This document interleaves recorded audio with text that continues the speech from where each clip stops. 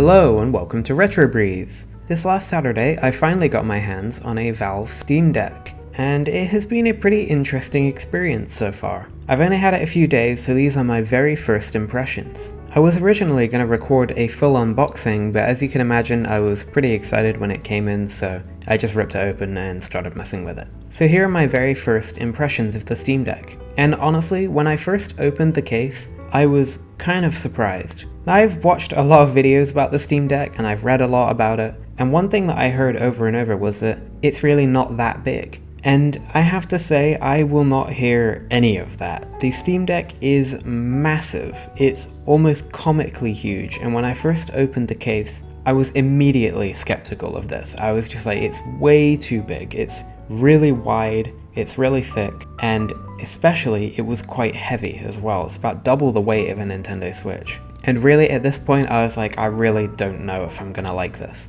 But then I picked it up, and it is so comfortable to hold, and the weight actually ended up giving it a pretty premium feeling. Now here's the thing, the Steam Deck is a heavy device, but it is weighted so well, and the weight is so well balanced, that even though you hold it in your hands and it kind of feels heavy at first, you forget that almost immediately as soon as you start playing with a game. And yeah, overall my first impressions in the hand were really good, despite my kind of poor first impressions when I opened the case. But I'll talk a little bit more about that in a minute. The next thing that I was really skeptical of was when I powered it on and I saw the screen. Now I'm used to devices with really nice screens. The Odin has a great screen, the Retroid Pocket 3 is just a mesmerizingly good screen. And then I got the Steam Deck and it's low res and it was kind of washed out, and it didn't look terrible by any means, but again at this point I was just kind of like, I just don't know if I'm going to be able to get used to this. However, thankfully, this also ended up being a non-issue for me. Now, I'm not really sure where to go from here, because I've kind of had a bit of a weird experience with the Steam Deck. I've been almost tinkering and messing with it more than I've actually been playing on it so far. But I do want to talk about playing games first, because I think that will kind of settle a lot of the other kind of points I have. Obviously this is a gaming device, so let's talk about what I thought when I started to play a game. The first thing is that the control layout is kind of weird. When you look at it, it looks kind of off. It's really unusual to have the analog sticks alongside the D-pad and face buttons. But in reality, when you actually start playing a game, you realize that this control layout is pretty much optimal. It's so good. And it feels so good to hold the Steam Deck with the comfortable grips on either side, with everything right there under your thumbs. There's basically no reaching, there's no inconveniently placed element. Everything just works so well. And it's whether you're playing a 2D game that requires a D-pad, or you're playing a twin-stick shooter or FPS, or just a game that requires face buttons and an analog stick, whether you need the triggers, everything just is positioned pretty much perfectly. And I really cannot fault that experience. I mean, this is as close to an ideal control layout on a handheld as I've ever seen, and as I think I will ever see again. However, there is one issue, and this is the first thing that still I really don't like about the Steam Deck, and that is L1 and R1. I don't know what is going on here, but I just cannot seem to get by these buttons. They're really stiff to press with a kind of unsatisfying click anyway, and the shape of them is just bizarre to me. I'm not really sure where my fingers are supposed to go on L1 and R1. They just don't seem to fit me at all. Maybe it's just my hands. I'm gonna try and get used to them, but first impressions are, these are the buttons that I really don't like. I love L2 and R2, the triggers are fantastic, and I prefer having I think my middle fingers on the L4 and R4 paddles on the back. And so what I started to do was remap L1 and R1 to L4 and R4 instead. And that's okay, it's not ideal, but to me it's just been much better than using the shoulders. Now let's talk about the screen again, because the screen is really great on the Steam Deck. It's kind of modest, that's how I would describe it. Especially when you're going around the interface and when you put it next to something else it might not look so great. But once you're in a game and you're actually playing, I mean, it's great. The colors pop, they're very vibrant. The brightness, I think, is excellent actually. and everything just kind of works. It's something I just have no complaints about at all. Again, when I first powered it on, I was like, uh-oh, I don't think this is quite up to the quality I expect. And then I started to play and I'm like, actually, this is fantastic. And of course, the lower resolution, you really don't notice it on this small of a screen, but you definitely notice the performance gains from having such a low resolution screen. So in terms of performance, it is absolutely crazy. It is like PS4 level gaming in your hands, although I'm making that up because I've never had a PS4, so I don't know. But what I'm saying is that it's baffling how good the Steam Deck is with its graphic and performance capabilities. Again, I had some expectations set and I was kind of under the impression I would have to kind of bottom out every game on all settings just to get a playable experience. It's not like that at all. Actually, I've barely touched any graphic settings in any game that I've played. It just works out of the box, and even what I consider AAA games like Ace Combat 7 is flawless. Metal Gear Solid 5 out of the box, flawless. Really, the performance is unbelievable on the Steam Deck. It's so much better than I thought it would be. I don't know, I guess my expectations were just a little bit lower than what I had thought. I don't know, I mean, I've watched so many videos and stuff about the Steam Deck and everything kind of made it sound like, oh, you're gonna have to minimize your experience just to play games on this. My experience has been the opposite. I mean, pretty much everything works amazingly out of the box. A tweak here or a tweak there, lower settings here or lower settings there, but overall everything just works great. And it looks stunning too. I think even if you do have to lower the settings, you're not gonna care because the screen is nice, the experience in your hands is amazing, it's just really, really, really good. One thing I haven't done much of right now is emulation. I thought I would be obsessed with trying to emulate on the Steam Deck, but honestly, I've just been having fun playing PC games at the moment, so I haven't jumped into it a lot, but I did test out some PS3. I played Dynasty Warriors Gundam 2, and this game, PlayStation All-Stars Battle Royale, which is one of my favorite PS3 games, and definitely a very underrated fighting game. And it ran absolutely perfectly. The performance is brilliant, and again, this is without me tweaking. All I did was install the game in the emulator. I didn't change any graphics settings. I'm pretty sure it's running at 1080p right now, and I could lower that down. But, I mean, look at it, it runs perfectly. Man, I love this game. So let's talk about the deck verified thing, because this is something that I think is kind of misleading. So you have a few different tiers on the Steam Deck of games. You have deck verified, which are pick up and play, they'll work perfectly, nothing else required. And in my experience, that is true. Something like Ace Combat 7, out of the box, perfect. Metal Gear Solid 5, again, out of the box, perfect. No issues at all. But then you have a couple of other tiers like playable, unknown, and incompatible. And the thing is that I found is that incompatible is very misleading because I have several incompatible games. These are games that are literally marked as not working on the Steam Deck that work perfectly. I've been playing Dragon Ball Z Kakarot, and it's kind of funny because I just saw it on Steam on sale, and I bought it with the thought, oh, I'll play this when my Steam Deck comes. But when I got it, it said incompatible, and I was like, oh, what the heck, I'm going to try it anyway. And it's perfect. The game runs amazing, it looks amazing, no issues whatsoever. Now, I know this is an ever-evolving thing, but I am worried that if you're not technically minded, or you don't want to tinker, or you're just not used to it, you might skip a game or two that say they're incompatible when they work perfectly. Another example off the top of my head is Team Sonic Racing. It ran amazingly on the Steam Deck, but it's marked as incompatible. So this isn't a complaint, this is just me saying I think that this needs to be rapidly evolving, or they need to change this. In fact, personally, I think that they should ditch the incompatible label. I just think they should get rid of it. I think they should have deck verified, playable with concessions or whatever, and then unknown. I just think that would be a much better experience for everyone, because I think it would be better for a new user who's not technically minded to try a game, to try and install a game and see if it works, and if it doesn't, uninstall it, that's fine. But the fact that there are games that do work that are marked incompatible, I just don't think that's very good. I don't think it's very good for anyone. Maybe that's just my opinion, whatever. So, funnily enough, the really standout feature of the Steam Deck to me, and I would say this is the one thing that really blew me away, and I'm shocked that I haven't heard pretty much anybody else talking about it except for Linus, is the speakers. I'm just stumped nobody is talking about these. The speakers on the Steam Deck are next level. They're unbelievably good. In my experience, they've provided an almost headphone-like spatial audio experience. Lowest volumes sound amazing, the highest volumes sound amazing, they never get burned out or they never lose fidelity. And the funny thing is it wasn't when I was running through a level in Sonic with the music going, or blowing stuff up in Ace Combat that I really noticed it. It was when I was playing Skyrim, and I was just walking through a hallway, and I was just hearing voices off in various rooms, and I could hear my character's footsteps echoing. And then I walked into a room and these characters were having a conversation, and they were standing to the left and to the right of my player character. And this experience was so engrossing. The audio was so good that I just stood there and listened. And I can't remember the last time I've done that on a handheld device, just like been so enamored with the speakers and the audio. It really is amazing. Honestly, I don't know how they did this. All I remember is in one of Linus's unboxings, I think, he said, "Wow, do you hear that soundstage?" And that is kind of my impression. The speakers are incredible.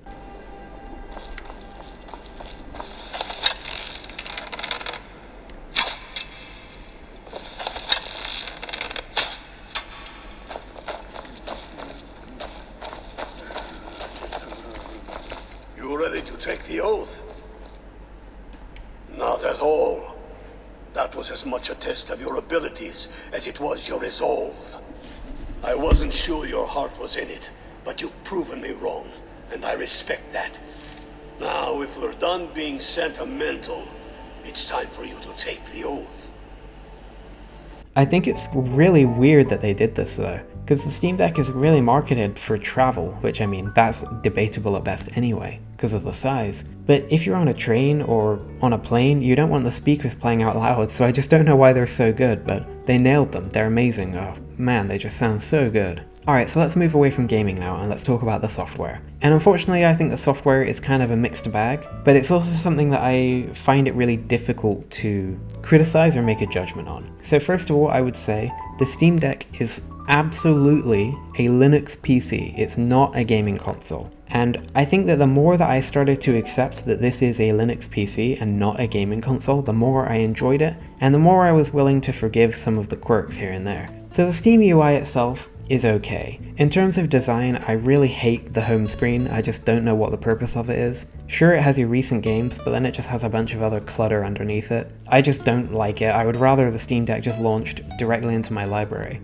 And even though the Steam Deck is really customizable, I haven't found a way to jump right into my library when I turn the Steam Deck on. So hopefully there's a way. If there is, let me know in the comments. Other than that, it's pretty much fine. One issue I've had is the touch input. It's just not very good. It's just not as responsive as I've come to expect from any other touch-based device. When you're sliding a slider, it often doesn't go all the way up or down. Touches feel a little bit off-center, buttons don't always work. However, I ironically actually consider this a good thing because it means I started to use the actual controls on the Steam Deck instead of touching the screen. It just kind of takes me back a bit when I do it like that, and I prefer it. Of course, the touchpads are incredible. I love the touchpads on the Steam controller, and I love them here on the deck, especially when you're in desktop mode. The mouse control with the touchpads and also the on-screen keyboard using the dual touchpad setup is just excellent. It works so well. I think they did an amazing job on these. The desktop mode is really good. It is a KDE desktop, which is a really common Linux desktop.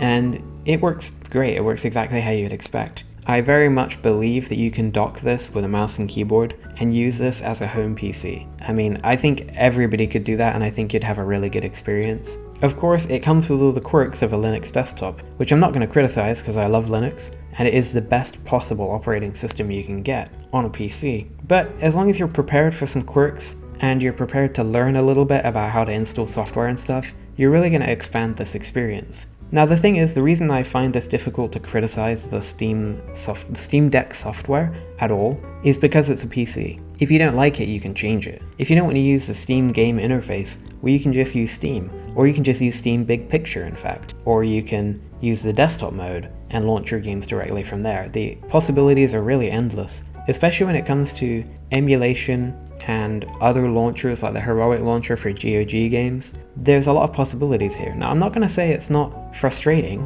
sometimes, because it can be, but that's just because it's a PC and not a game console. I would never make this criticism on the Nintendo Switch because it's not even possible. So it feels kind of rich to criticize it on the Steam Deck because it is possible, if that makes sense. But I love it. I mean, I think it's great. This is a PC, and when you realize you're holding a gaming PC in your hands and playing games on it, and you also have the ability to go into desktop and do all your desktop stuff, it's amazing. It's It's really amazing. Now, my favorite part of the curated Steam Deck software experience is the Steam overlay menu, which is just fantastic. It has your basic settings like brightness and stuff like that, but it also has some tools available to help you to optimize your gaming experience. And this is where the tinkering side of things becomes so simple. I will launch into a game and I'll turn on the level 1 performance overlay, which will just give me a frames per second counter. And then I'll go down to the TDP setting and I'll just move the TDP counter down until the frames start to drop, and then I'll knock it up a notch.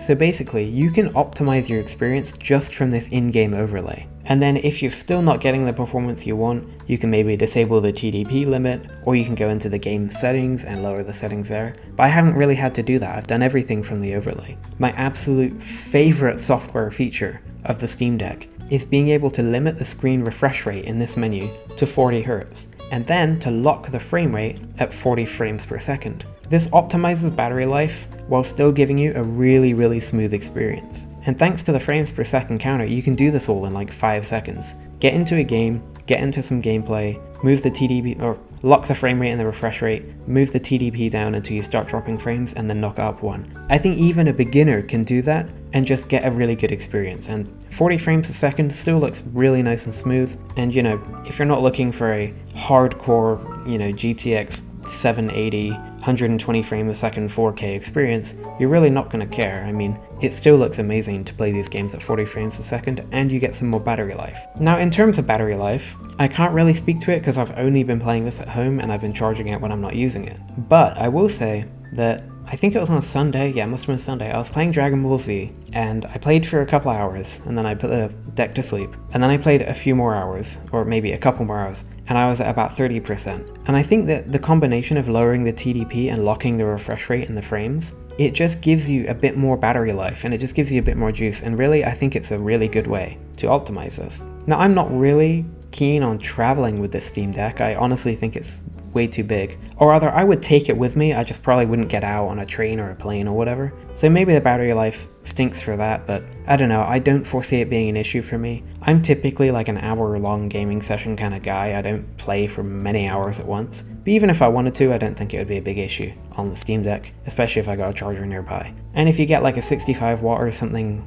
battery bank, well, you might be able to get a couple of charges out of it. So I don't know, it is what it is. I don't have much to say on it, and I probably never will, to be honest. So let's go to the other thing that I really don't like about the Steam Deck, or it's not that I don't really like it, it's that I've just had so many problems with it, and that is the sleep mode. Sleep mode for me has been an absolute disaster on the Steam Deck, and I haven't really heard anybody else talking about it, so maybe it's just something screwy with my unit. But the sleep mode has been the cause of every single crash and problem I've had on the Steam Deck. One time I put the deck to sleep, and like 30 minutes or an hour later or something like that, the fans just kicked on, and they maxed out, and the thing got super hot. So I took it out of sleep. It crashed out of Steam to the desktop, and then seemed to power off, and then came back up to the Steam user interface, and then just froze, and I had to just manually reset the whole thing. Another time when waking from sleep, my game was just completely frozen. I couldn't get out of it. Again, I had to manually reset it. Again, I don't know if this is just the sleep mode being janky, but it's been a real problem for me. And the other thing is, one of the issues is in concept as well, and that is that downloads don't complete when your Steam Deck is charging and asleep. And this just baffled me, because the night that I got it, before I went to bed, I started 500 gigs of downloads, of games to download. And I plugged it in, I put it to sleep, and I just left it. And it was the biggest bummer in the world to wake up the next morning and find only one of the games had made 10%. It was so bad. I was so annoyed, and it's so unintuitive. My Nintendo Switch, if I start downloading a game and it's on charge, it will just download the game in the background. I don't know why the Steam Deck doesn't do that. I hope they update it in the software. But that was a real issue for me. But you know, other than the non-downloads, I think that the other jankiness is just jankiness, and hopefully it can be fixed. Or maybe, I don't know, it's just my unit. But to be perfectly honest, I don't use the sleep function now. I've just started to turn the whole deck off when I'm not using it, which isn't ideal, but it's also not a big problem either, because you can jump in and out of a game really fast. Alright, so I didn't mean to go so in-depth with this video since it's just been a couple of days, so I'll try and wrap up here. My overall thoughts about the Steam Deck are that it is a groundbreaking device with absolutely stunning performance, maybe a slightly sketchy UI, but tons of tools to help you optimize your experience. The thing with the Steam Deck is that despite it being very much a PC and not a games console, it really shines when you have everything dialed in and you stop tinkering and you just become engrossed in a game. At that point, the screen looks amazing, the controls are amazing, the speakers, if you have them on, are just stunningly good, and the experience is really engrossing. In fact, I would even say that the overall size of the Steam Deck, being such a big experience and being such a solid device that kind of has some heft to it, really works in the Deck's favor. It really makes it an engaging experience. It's not quite perfect, but it's that good that I can't really imagine any improvement here except maybe the L1 and R1 and ongoing software fixes. In fact, I think this is an amazing way to get into PC gaming, and I wouldn't be surprised if people start to just not really use their gaming PCs once they have a Steam Deck. I mean, I've been streaming from my PC to my Odin, and that's how I've been playing my PC games, and it's been my #1 use case for my Odin. But at this point with the Steam Deck, I don't really need to do that anymore. In fact, I've been turning my PC off, which, trust me, for me is kind of crazy. I never do that. But I just haven't really used it the last couple of days. I don't think that I would get rid of my gaming PC because I have a Steam Deck, but I do think it is a really solid alternative. And to be honest, right now, I just want to play it. Like, I just have the desire to play it. It's just a really good experience in that way. Alright, anyway, I've been here for quite a while now. This is supposed to be a really quick one, I guess it might not be, but that's my first impressions of the Steam Deck. Let me know what you think in the comments below, and also definitely let me know if you're interested in Steam Deck content. I know it's a dime a dozen now, but I think I have some things to share. I've got some more impressions and maybe some tutorials. I've got an idea for kind of a unique one that I think will be interesting. So yeah, let me know if you're interested in the comments below. And in the meantime, this has been Shem from Retro Breeze, and I look forward to seeing you again very soon.